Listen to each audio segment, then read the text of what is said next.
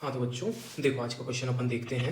अपन को दिया हुआ है 2 to the power x is equals to 4 to the power y is equals to 8 to the power z और ये एक एक्सप्रेशन दिया है, उसकी वैल्यू दी हुई है कि इसके बराबर है। तो भैया z की वैल्यू फाइंड करके दिखाओ। ठीक है, करके बताते हैं अपन लोग। तो देखना इस चीज़ को अपन लोगों ने नीचे लिख लिया।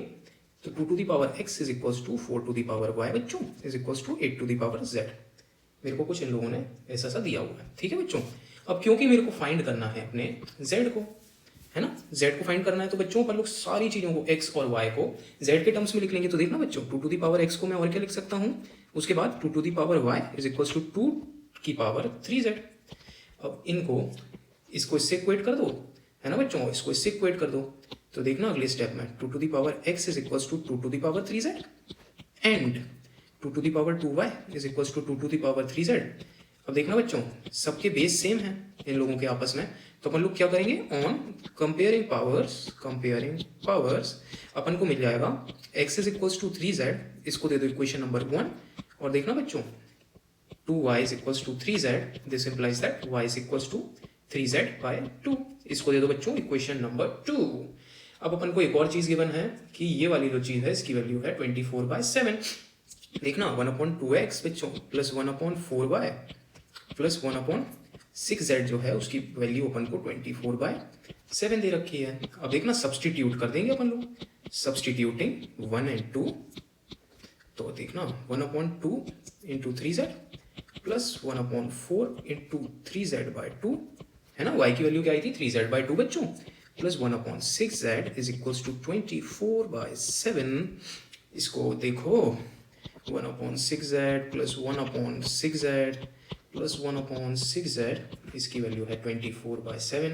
ये चीज़ें अपनी 3 बार हैं, तो ये 3/6z इज इक्वल्स टू 24/7 भैया,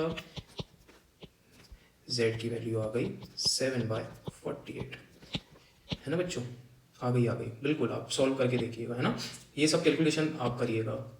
अब देखना क्वेश्चन नंबर 2 पे आते हैं, जल्दी बिल्कुल तेजी से आते हैं।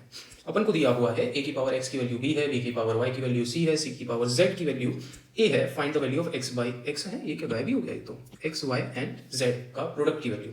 देखना बच्चों अल्फा बीटा गामा दिया हुआ है और डेल्टा 1 होगा, क्यों, एक साइकिल जैसा चल रहा है। ऐसा पता है मैंने इतनी बार सॉल्व किया है ना ऐसे क्वेश्चंस कि हर बार मेरे को 1 ही आता दिखा है, तो मैं क्या करता हूँ, मैं 1 मार देता हूँ अभी स्टार्टिंग पे, अगर टाइम नहीं होता तो 1 मार के आ जाएंगे अपन। देखना बच्चों एक्स वाई जेड निकालना है ना, तो a की पावर x मेरे को दिया हुआ है b की पावर y दिया हुआ है मेरे को c, और c की पावर z दिया हुआ है मेरे को a। पूछ रहे हैं मेरे को एक्स वाई जेड की वैल्यू क्या है। अगर ये फर्स्ट है, ये सेकंड है बच्चों, ये थर्ड है। अब देखना ये इक्वेशन है बच्चों, तो इसको मैं ऐसे भी तो लिख सकता हूँ कि b को मैं लिख सकता हूँ a की पावर x। अब इसी b को मैंने इसमें सब्सटीट्यूट कर दिया बच्चों। देखना इस b की जगह मैं लिखूंगा a की पावर x की whole power y is equals to c। ठीक है, तो देखना a की power X Y is equals to c, ये अगर मेरा सेकंड हो गई, ये नहीं है भैया, इसको सेकंड वेकंड नहीं मानने का, होती है यार, सर से भी गलती होती है, कोई बड़ी बात थोड़ी ना है, इंसान ही हूँ मैं भी। तो देखना a की power X Y is equals to c। अब देखना बच्चों इसको अगर मैंने थर्ड कहा है तो c यानी कि c is equals to a to the power X Y. ठीक है, इसको इधर सब्सटीट्यूट कर दो, सब्सटीट्यूट कर दिया, a की पावर एक्स वाई की whole power z is equals to a बच्चों, this implies that a की power x y z is equals to a की पावर 1 ही तो होगा ऊपर।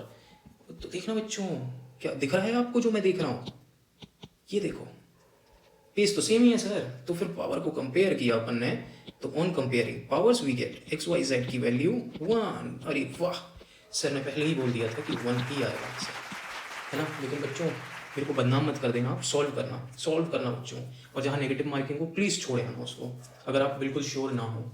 ये तो मैंने जब नॉन नेगेटिव मार्किंग हो तो तब छोड़ के नहीं आना, तब 1 मार के आना, ज़्यादा प्रोबेबिलिटी बढ़ जाएगी आपके सही होने की। नहीं तो वैसे तो फिर वो गलत ही होगा मेरे को लगता है। चलो बच्चों ठीक है, बातें बहुत हो गई, थैंक यू बच्चों, बाय बाय बाय बाय।